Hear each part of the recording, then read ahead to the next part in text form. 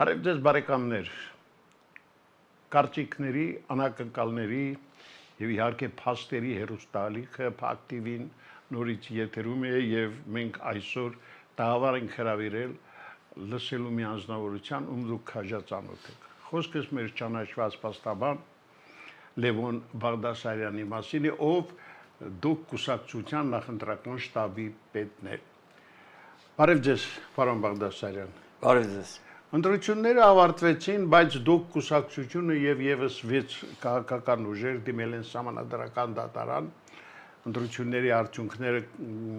ինչպես ասում են, դերանայելու, անգամ չհարկելու համար։ Ինչ կասեք այս կապակցությամբ։ Իրավամբ ընտրությունները ավարտվեցին։ Ընտրությունները ավարտվեցին եւ արձանագրեն որպես պրակտիկ իրավապաշտպան եզակի ընտրություններ, որտեղ անցած բոլոր քաղաքական ուժերը արձանագրում են, բարձրաձայնում են, որ ընտրությունները անցել են կեղծիքներով։ Նման բան երբևիցե չի եղել։ Նախկինում մենք ունեցել ենք քաղաքական ուժը անցել է, ասել է հաղթել եմ, այլ քաղաքական ուժ ասել է չես հաղթել, ընտրությունները կեղծ են, իսկ այս ընտրություններում անցան 3 քաղաքական ուժ եւ 3-ն էլ բարձրաձայնում են, որ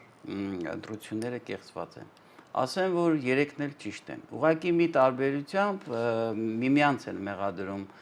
ասենք մի քաղաքական ուժը մեղադրում է, որ վարչական ռեսուրս է կիրառվել, մյուս քաղաքական ուժը, իշխանական քաղաքական ուժի դեմս ԿՊ-ի արձանագրում է, որ ընտրակեղծիքներ են, ովքեր ինչը ազդել է ընտրությունների արդյունքների վրա։ Այո,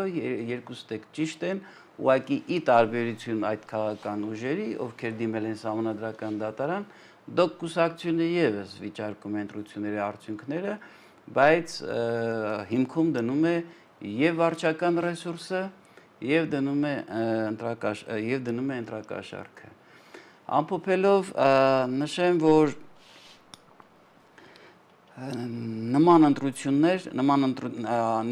նման ընտրություններով ըստ էության ազգային ժողով անցան եւ նախկինները եւ ներկաները։ Եթե հիշում եք դուք, նախընտրական քարոզարշավի ժամանակ եզակի քաղաքական ուժ էր դուք կուսակցությունը, ով ասում էր ոչ նախկիններին, ոչ ներկաներին։ Ցավոք, վարչական ռեսուրսը եւ ընտրակաշառքները բերեց նրան, որ ազգային ժողով անցան նախկինները, ներկաները եւ օլիգարխիան։ Ունենք այն ինչ որ ունենք։ Ճիշտ նկատեցիք, համանդրական դատարանում նաեւ քննում է դուք կուսակցության դիմումը, ով եւս վիճարկում է եւ ասում է, որ վարչական ռեսուրսը եւ ընտրակաշառքը ազդեցին ընտրությունների արդյունքների վրա, էական ազդեցություն թողեցին եւ արդյունքում ազգային ժողով անցան նախկինները եւ ներկաները եւ օլիգարխիան։ Ցավոք, դուք կուսակցության ձայներն այս խայտառակ նախընտրական քարոզարշավի եւ ընտրության արդյունքում փոշիացվեցին եւ ըստ էության մենք ունենք հետեւյալ պատկերը։ Իրավական հարթությունն այսօր պայքարել ենք մինչև վերջ, դուք կուսակցությունը, ասում եմ անձամբ իմ եւ պարոն Ղուկասյանի անունից, տեր է կանգնել եւ տեր է կանգնելու իր ձայներին եւ ըստ էության հասնելու ենք նրան, որպեսզի ընտրողի ձայնը չվաճառվի։ Ցավոք սրտի նաեւ արձանագրենք, որ մեր հայ ընտրողների մոտ այնպիսի մշակույթ է ձևավորված, որ եթե ընտրություն, ապա պետք է լինի փող։ Դուք տեսեք, պետական լիազոր մարմինները ինչ հայտարարություններով հանդես եկան, մասնավորապես հակակոռուպցիոն կոմիտեն, թե ինչ ձևի հանցագործ խմբեր ձևավորվեցին եւ ինչ, այսպես ասած, փողերի տասովկա էր գնում բոլոր բացական հետևանքներով։ Այո, այստեղ ընտրողը եւս պետք է կարողանա գիտակցի, որ 100 կարծես թե ստավկեքը բարձրացել էին այս ընտրություններին 100,000, 150,000, 200,000 տարբեր բաներ են ասում, հա, եւ պետք է գիտակցի, որ 100,000 գումար վերցնելուց հետո նա թող մոռանա, որ առաջիկա 5 տարին պետք է թոշակ բարձրանա, պետք է մոռանա, որ պետք է հարկային քաղաքականություն փոխվի, ինչու, որովհետեւ այն անձը, որ փող է տալիս, նա այդ փողը տալիս է, որպեսզի տասնապատիկ, որպեսզի կարողանա հետ վերցնել։ Ի հաշիվ ում, ի հաշիվ թոշակառուի, ի հաշիվ բիզնեսմենի, ի հաշիվ օրինապաշտ քաղաքացու։ Նաև վարչական ռեսուրսը եւս կիրառվեց։ Ես Ազնիվ լինեմ, ասեմ պարոն Հոշյան, որ վարչական ռեսուրս միշտ էլ կիրառվել է նախորդ դարի 90-ականներից մինչև հիմա տոտալ ձևի վարչական ռեսուրս է կիրառվել, բայց այսօրվա իշխանությունը կարծում եմ ուներ պոզիտիվ պարտավորություն, ինչպես հսկողություն սահմանելու, որպեսզի ընտրակաշարք հասկացողությունը հասցվեր մինիմումի, այնպես էլ ինչու՞ չէ նաև վարչական ռեսուրսի գոնե մինիմալ կիրառում պետք է լիներ։ Ինչևից է լիահույս եմ, որ Սահմանադրական դատանը կտա գնահատականը եւ իրավամբ անհրաժեշտ է, որպեսզի Հայաստանում լինեն նոր ընտրություններ։ Պարոն Բաղդասարյան, մենք հասուն մարդիկ ենք ձեզ հետ, բայց զարմանալի է, արդյոք հավատում ենք արդար, ազատ ընտրությունների եւ արդյոք դա հնարավոր է այսօր Հայաստանում։ Այո, ես հավատում եմ, չնայած դա թվում է բանի դաշտից, հեքիաթի հրաշքի դաշտից է թվում։ Ես փոքր էքսկուրս անեմ, երբ 2001 թվականից մտա ես իրավապաշտպան հարթություն, պարոն Հոշյան, եւ անձանց, այսպես ասած, խախտված իրավունքներն էի փորձում վերականգնել տարբեր ատյաններում դատական, չներկայացնեմ այն բոլոր հնչեղ գործերը, որ ասենք հանրությունը գիտի, դուք էլ լավ գիտեք, սկսած A1+-ի եթերազրկումից վերջացած մինչև մեր օրերը, մարդիկ չեն հավատում եւ ասում են, չես կարող դու փոխել մի բան, երբ գործում է փողոցի արդարադատություն, ընտրովի արդարադատություն եւ գործում է սրա իշխանությունը, նրա նրա նախագահությամբ եւ այլն, եւ բացառապես ինքս հայտնի դառա, երբ իրավական հարթության վրա իհարկե իմ առողջության, իմ հեղինակության հաշվին եւ կարողացա ստեղծել իրավական նախադեպեր։ Այս քաղաքական հարթակում եւս հավատում եմ։ Այո, մենք այլ ճանապարհ չունենք գնալու, բացառապես մենք պետքա կարողանանք, եթե ցանկանում ենք արժանապատիվ ապրենք, պետքա սկսենք առաջինը մեզանից եւ պետքա սկսենք հենց ընտրություններից։ Նայեք, նախընտրական քարոզարշավի ժամանակ դոկուսակցությունը հայտարարեց, որ օրենքի դիկտատուրայի ուժով բացառապես հնարավոր է այս երկրում աֆգան ախորները, այսպես ասած, մաքրել, իսկ այս 30 տարվա մեջ դա ահագին հավաքվել է, եւ մենք սկսեցինք մեզանից։ Դուք տեսեք մեր նախընտրական քարոզարշավը ինչ ֆորմատով արեցինք եւ տեսեք թե ԱԺ անցած քաղաքական ուժերը ինչ արեցին, նորից չկրկնվեմ։ Այո, ես հավատում եմ եւ այս ընտրությունների ժամանակ ինքս դրեցի իմ առողջությունը, իմ հեղինակությունը եւ այն ժողովրդական խոսքը, որ կա, որ ասում է հաղթողն է, որ պետք է խնդա այսօր այսպես ասած խնդում են այն ուժերը, ովքեր մեղմ ասած անարդար ձևով մտան ազգային ժողով, բայց դա ժամանակավոր է եւ այո մշակույթ է դրվելու այս երկրում, որ ընտրողի ձայնը չի կարելի վաճառել։ Այդ սկզբունքով ես ավելի քան լիահույս եմ, Վարդան Ղուկասյանի առաջնորդությամբ մենք դեռ հասելիք չունենք։ Եվ ամփոփեմ միտքս, դոկուսակցիանը չի կարելի կատակել։ Մեր ձայները, 100,000-ավոր ձայները, տարավ վարչական ռեսուրսը, դոկուսակցիան 100,000-ավոր ձայները, տարավ ընտրակաշարքը։ Մենք հասնելու ենք դրան եւ յուրաքանչյուրը պատասխանատվության է ենթարկվելու իր արածի եւ չարածի համար։ Հիշատակեցիք Վարդան Ղուկասյանի անունը, իդեպ այսօր ինչ կապ կա դուք կուսակցության պատվավոր նախագահ Վարդան Ղուկասյանի հետ եւ շատերին հետաքրում է այն հարցը, թե վերջապես երբ ենք նրան տեսնելու ազատության մեջ։ Շատ լավ հարց տվեցիք, նայեք, եկեք արձանագրենք, որ Վարդան Ղուկասյանը եւս իր առողջության ավելին իր ազատության հաշվին պայքարի դուրս եկավ։ Վարդան Ղուկասյանը այն անձն էր, որ գտնվելով Միացյալ Նահանգներում բավականին բարվոք վիճակում կարող էր իր կենցաղը ապահովել եւ ապրել, վերջի մարդը չէր այս երկրում, բայց Վարդան Ղուկասյանը ընտրեց այլ ճանապարհը, խոտոր ճանապարհը ընտրեց։ Վարդան Ղուկասյանը հայտ ներկայացրեց լինելու այն սանիտարը, որը որ քիչ առաջ ասեցի, պետք է մաքրի այս աֆգան ախորները։ Եվ դա արդյունքում հանիրավի առանց քրեական մեղադրանքի, վարչական կալանքի անվան տակ գտնվում է այսօր բանտում, բայց ոչ մի բան հավերժ չի, դա ժամանակավոր է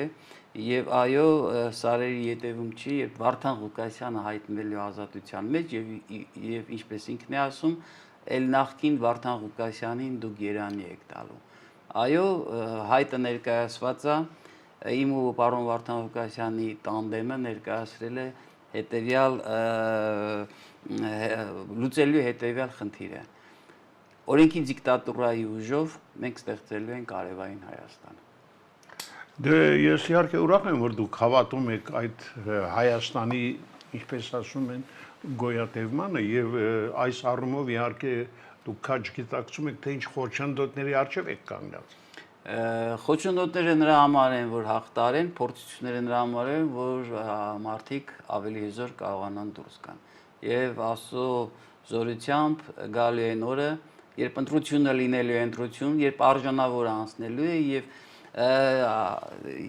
երրորդ երկրները պետքա տեսնեն, որ Հայաստանի Հանրապետության քաղաքացին իշխանություն առաջինը սկսում է Իրանից, որից իրենից է սկսում, որից հետո արդեն հաշվի կնստեն արժանապատիվ քաղաքացու, արժանապատիվ պետության, արժանապատիվ իշխանավորի հետ։ Ես հավատում եմ դրան։ Եվ իհարկե նորից եմ ուզում կրկնել վերջին հարցս, այնուամենայնիվ մենք երբ կարող ենք Վարդան Ղուկասյանին տեսնել լիարժեք այսպես ազատության մեջ։ Ես այդ հարցին պատասխանում եմ հետևյալ կերպ, պարոն Ղուկասյան, ցավոք կոնկրետ օր չեմ կարող ասել, բայց որ այն սարերի ետևում չի արդեն արձանագրում են ոչ թե շտաբպետ, այլ Վարդան Ղուկասյանի իրավապաշտպան, փաստաբան, վստահեցնում եմ, դա սարերի ետևում չէ։ Շուտով մենք կտեսնենք Վարդան Ղուկասյանին ազատության մեջ, դոկ կուսակցությունը առաջնորդելով մենք ունենալու ենք արևային Հայաստան։ Հավատացեք, ես ինքս դրան հավատում եմ։ Հիմա շատ ունկնդիրներ կասեն, այս հրաշքի դաշտից, այս ինչ ռոմանտիկ բան է ասում, բայց բոլոր լավ բաները սկսում են հրաշքի դաշտով եւ ռոմանտիզմով։ Վստահեցնում եմ, դա սարերի ետևում չէ, երբ ունենալու ենք մենք եւ նորմալ ընտրություն, եւ քաղաքացին գալու են գիտակցության, որ ձայն վաճառել չի կարելի։ Այնուամենայնիվ դուք իհարկե շատ ռոմանտիկ մարդ եք, որ հավատացել եք արդարությանը եւ գնացիք այս ընտրությանը, ինչպես ինքներդ ասեցիք, դնելով ձեր հեղինակությունը, կորցնելով ձեր առողջությունը։ Բայց ես հասկացա մեր զրույցից, որ ձեր եւ Վարդան Ղուկասյանի տանդեմը առաջիկայում եւս շատ էսպես համագործակցելու լուրջ միտումներով գնալու է առաջ։ Միանշանակ ես ցանկանում եմ արձանագրեմ, որ այն ավելի է ամրացել, ավելի է ուժեղացել եւ ես ավելի խորին հարգանքով եմ վերաբերում մի մարդու, ով հնարավորություն ուներ որոշակի խաղի կանոնով դուրս գալու ազատության, դա առանձին թեմա է, առիթ լինի ավելի մանրամասն խոսեմ, եւ հրաժարվեց, որպեսզի չդառնա այս կամ այն պետության ֆորպոստիկ, այս կամ այն պետության կամակատարը, եւ այսօր արդեն են վերջնական այսպես ֆինիշային հարթության վրա դուք տեսնեք Վարդան Ղուկասյանին ազատության մեջ փոխող բոլոր դրական հետևանքներով, ավելին ամփոփեմ միտքս, պարոն Ղուկասյան, իրավունքը մեր համար գիտությունա բարու եւ արդարի մասին, եւ Աստծո ուժով մենք հասնելու ենք դրան։ Մենք կարծում եմ պետությունը, ազգը, հայությունը վաստակել այն իրավունքը, պետքա վաստակի ավել, միասնական պետքա մենք դա անենք, որպեսզի իրենից հարկադրաբար խլված արժանապատվությունը կարողանանք ետ բերենք եւ բացառապես ետ ենք բերելու միասնական ուժերով։ Ոչ մեկի մտքով չանցնի, որ ինչ-որ մեկը անած ինքնուրույն կարող է ինչ-որ բան անի։ Մեր հենց գաղափարախոսությունը դա էր բացառապես միասնական ուժերով։ Բացառապես միասնական ուժերով բացառությամբ նախկիների, ներկաների, բայց նախկիների ներկաների հետ կապված եւս վերապահում ա եղել, որ ես բարձրաձայնել եմ։ Քանի իրենց մեղքը չեն խոստովանել, քանի չեն ընդունել իրենց սխալները այս տասնյակ տարիների, իրենք մեր այդ ճանապարհ գնալու չունեն։ Կընդունեն, կլինի նորմալ արդարադատություն, ոչ փողոցի արդարադատություն։ Դրանից հետո բոլորը մեր եղբայրներ եւ քույրերն են։ Ես հավատում եմ արևային Հայաստանի գոյությանը եւ հասնել ենք դրան։ Այսօր ընդդիմության առաջնորդները առաջարկում են միավորվել, մեկ անգամ եւս փորձել ինչ-որ բան շտկելու։ Հավատում եք, որ դա հնարավոր է։ Պարոն Ղուկասյան, ում հետ միավորվել։ Միավորվել այն քաղաքական ուժի հետ, ով ընտրակաշառք բաժանելով մտել է ազգային ժողով, մենք իրենց այդ ճանապարհ չունենք գնալու։ Եվ որքան կարելի է, որպեսզի կարողանա յուրաքանչյուրը գիտակցի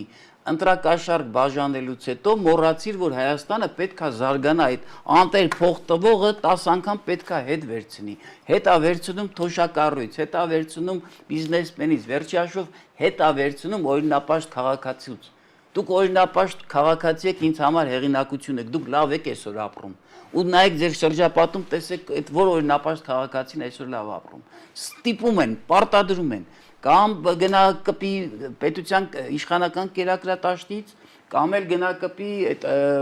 այսպես ասած զորբաների կամ չգիտեմ փողոցայինների ինստիտուտից եւ այլն։ Մենք ինչ տեսանք այսօր։ Մենք այսօր տեսանք